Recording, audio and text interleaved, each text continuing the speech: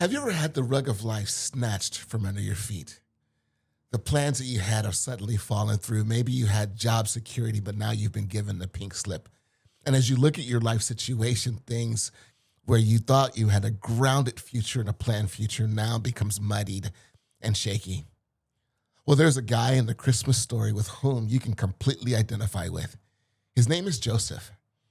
So at this point, imagine that you are engaged.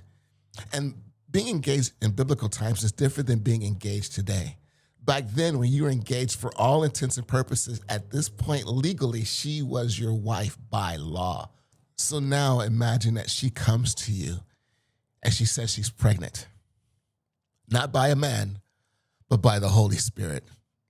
I'm sure that Joseph had the same response that you and I would. Yeah, right. But now all the plans that you've been making about your future, your dreams, your goals, the home that you would build, the family that you would have all been thrown into question. How do you react? How do you respond? Well, this week we're going to explore the life of Joseph. And maybe there's some things that we can learn to be able to take and utilize and apply to our life as well. So make sure that you tune in tomorrow as we look at how do you deal with someone who has deeply offended you.